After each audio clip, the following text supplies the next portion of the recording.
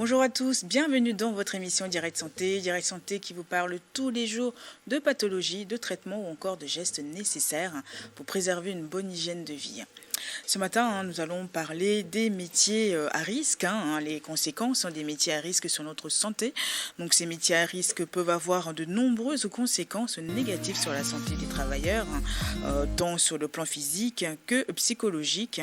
Donc ces conséquences peuvent inclure, avec le temps, des maladies cardiovasculaires, des troubles mentaux comme le stress, l'anxiété, l'épuisement professionnel, ainsi que des maladies infectieuses et des risques d'accident. Donc, quels sont ces métiers à risque et leurs conséquences? Donc, notre invité est avec moi ce matin pour nous décortiquer un peu tout ça. Donc, c'est Dr Silver Kevy, qui est médecin du travail. Bonjour docteur, comment allez-vous? Bonjour madame. Ça va? Bien. Oui, je vais bien. Très très bien.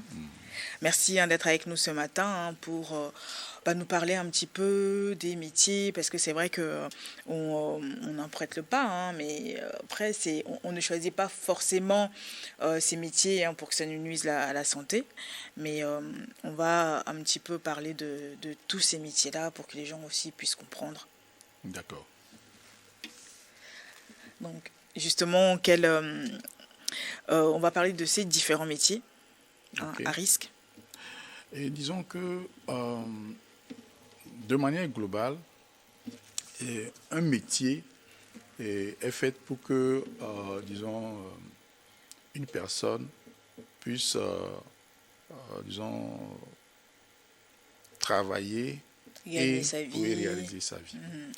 Maintenant, les métiers sont globalement regroupés en 3 catégories.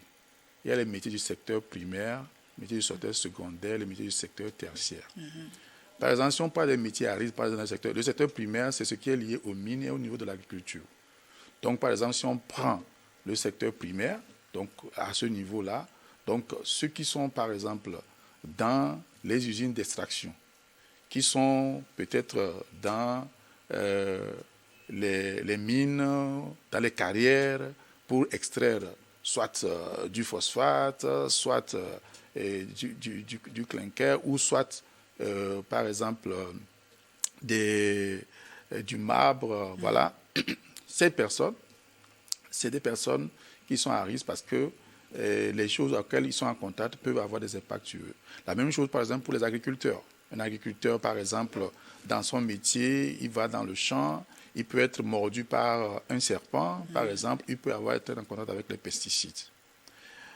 Autre élément, par exemple, le secteur secondaire. Le secteur secondaire, c'est le secteur de fabrication, donc là où on fabrique des choses. Donc, c'est les usines. Oui. Donc, dans les usines, donc, vous avez les manœuvres où vous avez certaines personnes qui sont sur les machines. Et donc, sur ces machines, par exemple, les personnes ne font pas attention, les machines qui découpent les choses, certaines peuvent avoir soit des amputations, par exemple. Donc, ils peuvent avoir des amputations. Ces personnes aussi peuvent avoir, peut-être des industries chimiques, par exemple.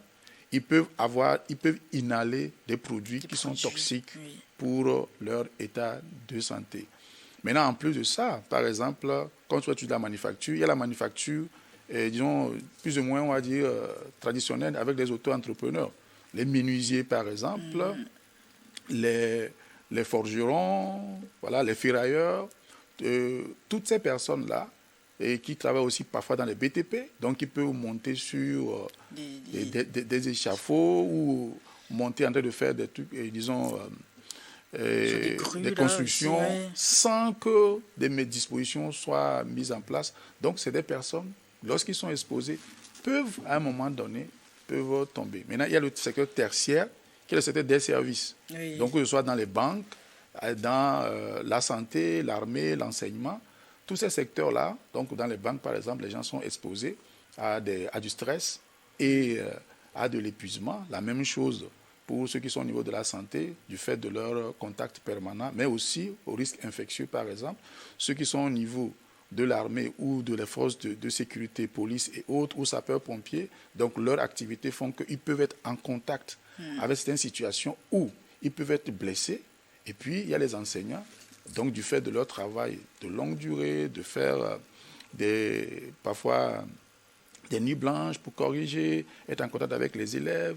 Donc, vous avez tous les métiers sont à risque, Mais tous les métiers sont à risque à différents niveaux. Il y en a certains qui donnent des conséquences directes, donc avec des accidents, et il y en a d'autres qui donnent des conséquences à plus long terme, donc que sont des maladies professionnelles, par exemple. Je vais faire un petit clin d'œil aussi à mes collègues, un cadreur. Oui, vous avez parfaitement raison. C'est-à-dire qu'au niveau du tertiaire, donc que ce soit au niveau du secteur du journalisme ou des médias aussi, oui, il y a le stress qui est là, il y a tous ces aspects-là, donc qui peuvent aussi plus tard donner lieu à des épuisements professionnels. Épuisement professionnel. Et du coup, quels sont vraiment ces impacts sur la santé? Bon, on va pas tout citer, mais si on prend un exemple pour les produits chimiques, par exemple en usine, on va aller au cas par cas. Oui, donc si par exemple on prend le cas des produits au niveau de l'usine, l'usine, on peut avoir d'abord des produits chimiques. Donc les produits chimiques ont 3 effets, fondamentaux. Cancer, donc il y a des produits chimiques qui sont cancérigènes, donc les gens qui sont exposés peuvent développer peut-être du cancer. Oui. Voilà, et ça, c'est extrêmement grave, donc qui peut conduire à la mort. Les produits chimiques qu'on peut être exposés aussi sont mutagènes. Mutagènes, c'est-à-dire que les enfants qu'on va avoir peuvent avoir des enfants qui peuvent avoir des malformations. Ah, carrément. Voilà, oui. Et le dernier, ils sont reprotoxiques. C'est-à-dire que les gens qui sont exposés à certains produits chimiques peuvent avoir des difficultés à avoir des enfants. C'est-à-dire que les spermatozoïdes, les ovules peuvent être détériorés par du fait qu'ils peuvent être exposés à ça. On a eu des cas où nous avons eu des usines chimiques qui n'avaient pas mis des dispositions et on avait quand même commencé par voir que dans ces usines-là, les femmes avaient des difficultés, donc avaient des fausses couches et donc ça avait des impacts sur eux. Et puis les hommes aussi avaient des difficultés au niveau de la conception. Wow. Ça va loin. Ben oui, ça va très loin. Ça va très loin. Voilà. Et par exemple, et c'est pareil, bon, les femmes de chambre, à force de faire des lits dans l'hôtellerie, à force de faire des lits tout le temps, peuvent aussi développer des Exactement. Vous savez, par exemple, dans le système d'hôtellerie et de la restauration, donc on peut avoir, que ce soit les valets de chambre, les femmes de chambre ou celles qui servent. Donc le fait de pouvoir faire des mouvements, de s'abaisser pour faire le lit, se relever, et sans même pouvoir avoir parfois des bonnes connaissances en gestes et postures, vont faire que les articulations du dos et d'autres articulations vont avoir des difficultés plus tard. Ce qui fait qu'au bout de 10 à 15 ans, elles vont commencer par faire des consultations pour des problèmes de dos, alors qu'on aurait pu faire autrement. Aujourd'hui, il y a des systèmes qui peuvent permettre de pouvoir faire autrement pour qu'elles puissent être soulagées. Wow. Les ferrailleurs, par exemple? Oui, bon, quand on parle des ferrailleurs, aujourd'hui, vous allez voir que les ferrailleurs qui utilisent du fer, voilà, mais il y a aussi des ferrailleurs qui utilisent aussi de l'aluminium aujourd'hui pour pouvoir concevoir un certain nombre de choses. Donc, quand on parle de ferrailleurs, forgerons, etc., vous avez d'abord la possibilité que les petits grains, c'est-à-dire que lorsque on moule les choses, tout ça, les petits grains-là, si les personnes ne portent pas des lunettes de sécurité, les petits grains vont rentrer dans les yeux. Donc, on a des cas où des petits lames de fer sont rentrés dans les yeux, où on en a plusieurs petits grains qui sont rentrés, et plus tard, ils ont commencé par avoir des problèmes d'yeux. Maintenant, en plus de ça, comme il y a des systèmes de scie pour couper les choses, donc s'ils ne font pas attention, les gens peuvent avoir des blessures, voire jusqu'à l'amputation des doigts, des mains. On a eu des cas comme ça, où parfois les produits, lorsque on fait du soudage, par exemple, sur un certain nombre de choses, il y a certaines vapeurs qui sortent, donc que les travailleurs peuvent inhaler et qui plus tard vont se transformer en maladies pulmonaires ou d'autres maladies du sang, sans qu'on se rende compte que c'est lié au métier qu'ils sont en train de faire. Surtout quand on voit dans les villages, les forgerons qui, sans protection, pas de masque, pas de gants, mais qui sont dedans depuis des années et des années. Ça, c'est un autre pan, parce que souvent, le secteur informel, c'est un secteur qui sont, disons, les secteurs traditionnels que nous avons. Donc, que ce soit les gens qui ont leur menuiserie, les gens qui ont leur forge, les gens qui ont leur bijouterie. Il y a certaines choses qui étaient là avant même la colonisation. Donc, parfois, ou la plupart du temps, les gens n'ont pas une idée des dangers qu'il y a, comme je viens de citer. Donc, ils n'ont pas vraiment une idée de ces dangers-là. Et parfois, en inhalant les produits, ou soit les déchets, la poussière, par exemple liée au truc de la forge ou d'autres éléments, les gens finissent plus tard par avoir des conséquences sur leur état de santé. Et parfois, certains de nos hôpitaux, si les personnes qui sont là ne sont pas assez formées, les gens ne demandent pas parfois même en consultation quel est ton métier. Parce que ça c'est un des aspects importants. La personne peut venir pour pouvoir dire que moi j'ai un problème pulmonaire, je tousse, ceci.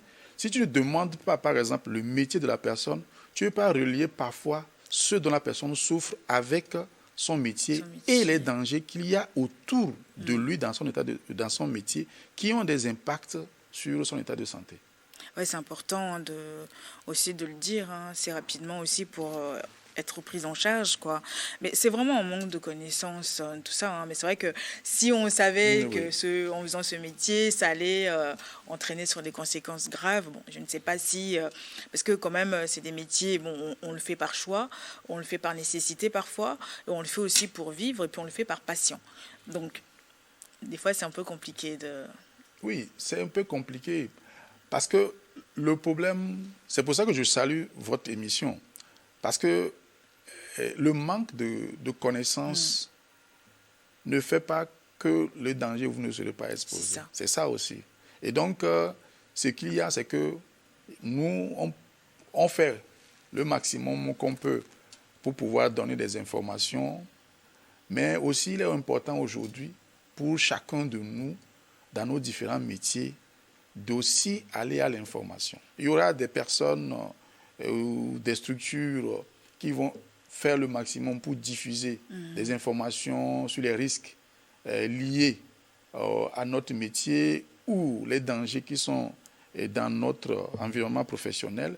Mais il est important aussi que nous-mêmes, on puisse aujourd'hui, à l'ère du digital et autres, on peut aussi faire certaines recherches, avoir des informations et pouvoir aller aussi vers les professionnels pour pouvoir avoir plus d'informations et avoir aussi un accompagnement. Et je pense que ça aussi, c'est un autre défi pour nous au Togo, mais aussi en Afrique de manière générale, où l'information en matière de sécurité, santé au travail, elle n'est pas beaucoup faite.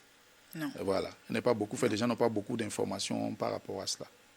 Oui, bon, après, c'est vrai qu'on ne le sait pas avant de rentrer dans l'entreprise. Donc, c'est après, avec le temps, qu'on se rend compte que j'ai des problèmes de dos, j'ai des problèmes de ça et ça comme souci, mais c'est vrai qu'on ne le sait pas au départ. Oui, tu sais, c'est que dans d'autres pays, parfois, ces informations, on essaie aussi de commencer par l'intégrer un peu plus tôt au niveau du différent cursus scolaire. Donc, que ce soit au niveau du primaire, au niveau du secondaire et au niveau du tertiaire.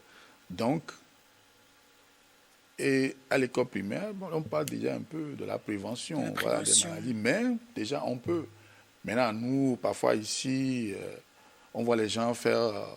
c'est vrai que vous faites certaines visites dans certains milieux professionnels, mais le fait de commencer par donner des informations un peu plus tôt, quand les gens sont au collège, au lycée. Dans d'autres pays, actuellement, ils ont quand même un certain nombre de cas ou de créneaux pour pouvoir passer des informations un peu plus tôt. Et ce qui fait que quand la personne arrive dans le milieu professionnel, il a au moins quelques notions sur lesquelles on approfondit par rapport spécifiquement à son métier.